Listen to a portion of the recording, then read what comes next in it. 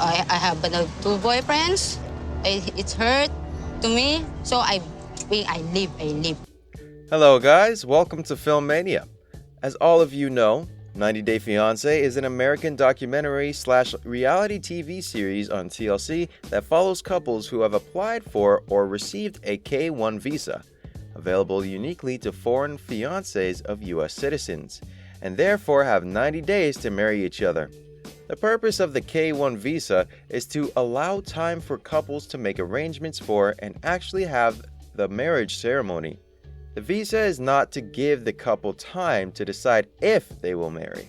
Each couple has already signed documents stating that they have promised to marry each other and provided the signed documents to the US Immigration Services to get the K-1 visa.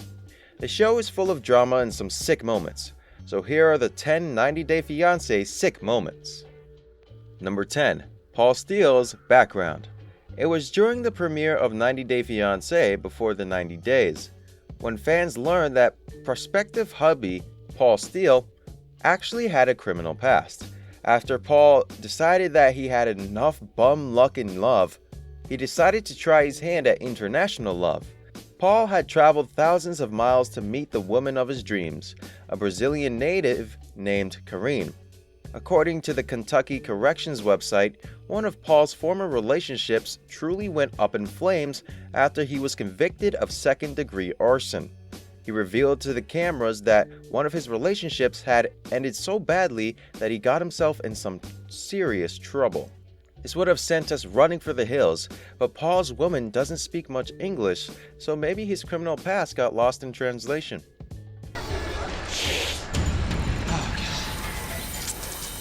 I need my space right now. I need to walk away for a little bit. Number 9. Anfisa's awkward silence.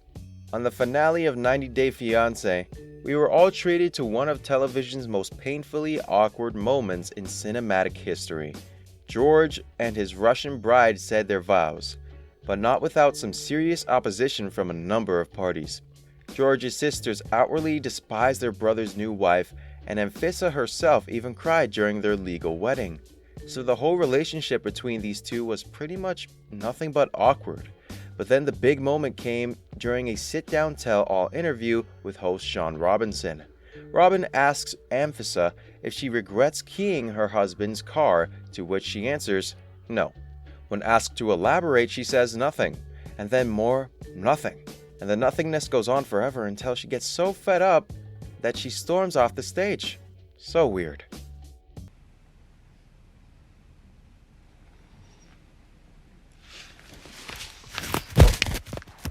Number 8. Dinner and attitude are served. Then we have the Meet the Parents dinner that went right down the drain, courtesy of Russ and Paula. Meeting your future in-laws is typically a hairy situation that most of us don't exactly look forward to because there's so much pressure. During this uncomfortable moment, Russ's parents opened the meal with a joke about how they told their son to run off, fall in love, and bring some random girl home. By the way, you are the random girl, Paula.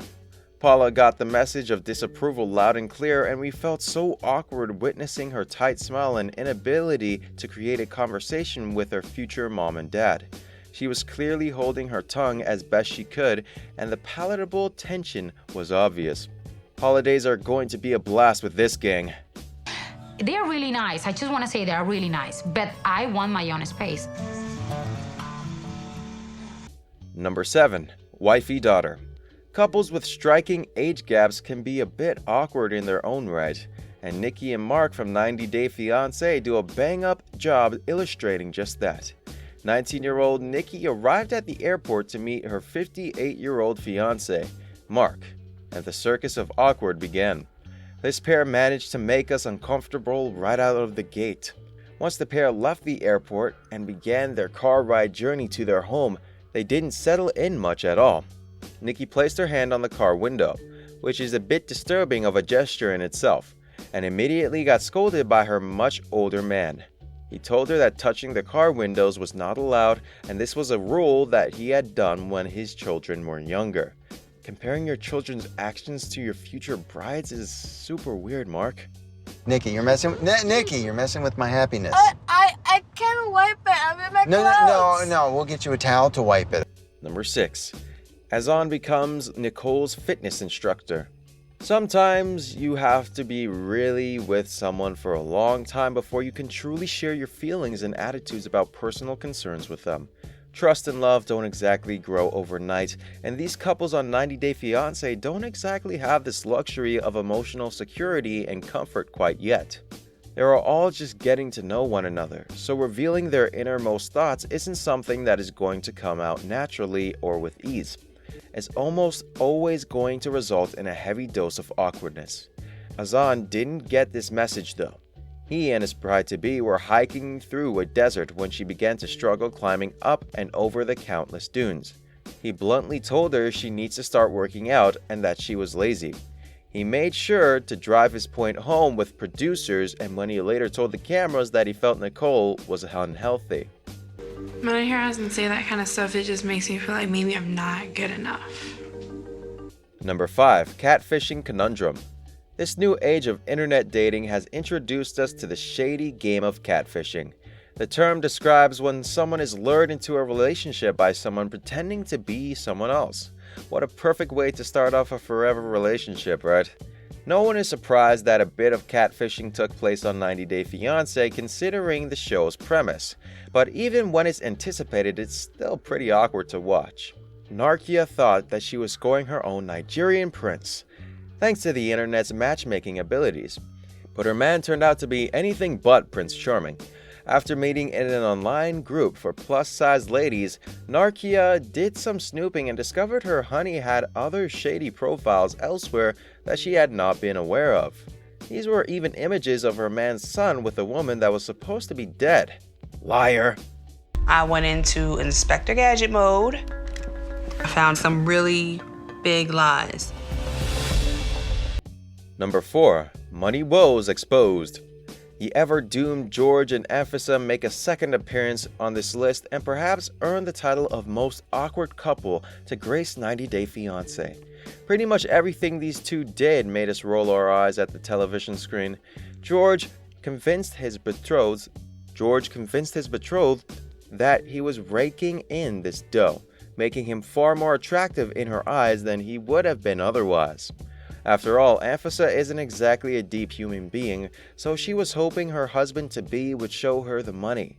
Well, at some point, George's stretch of the truth came crashing down, and he had to reveal to his little princess that not only was he not a millionaire, but he was also in a heap of debt. Maybe that was why he keyed up his car. But I spent everything I had trying to impress her. Where do you think all this money that you spend on shopping, where does it come from? Number 3. Holding nothing back. How is hanky-panky not awkward for these 90 Day Fiancé stars? Danielle and Mohammed take the awkward cake when it comes to intimacy woes of this reality television show. It was during the show's spin-off 90 Day Fiancé Happily Ever After where we had to endure the strange and sad that was this pair's love life. We bet host Sean Robinson wanted nothing more than to quit his job and run off stage after hearing the sordid details surrounding this odd couple's bedroom blunders. Danielle was accused of smelling bad and peeing on her man, while he was accused of batting for the other team and using his wife for a green card. Honestly, these two are such a train wreck, they deserve their own post here. User! I'm gonna call police on her. You backstabbed me this whole time! Number 2. Raging in loss. It's hard to kick a marriage off right when the parents of the bride and groom are not supportive, or worse, downright angry over the union. Don't believe us? Go ahead and ask Pedro and Chantel about how stressful the attack of the in-laws can be. When Chantel's parents wanted a prenup for their daughter, things got weird. The weird was quickly compounded during a phone conversation when Pedro's mother, where she started raging in Spanish about stupid Americans, as Chantel sat there awkwardly listening to how much her future mother despises her. This is one of those situations that would have been far better off by not involving either set of parents ever, in anything. Tú vivías antes que él en Estados Unidos. There's no need. Number 1. Love is for the birds. Do you know what is really super awkward? When you and your betrothed are out for an evening with friends and your fiancé lets the universe know that she doesn't actually love the guy that she's about to marry, but she is totally fine marrying him anyway? How does one even respond to this? The answer is with awkward silence and a lot of confusion. Go ahead and ask the friends of Matt and Alla about this.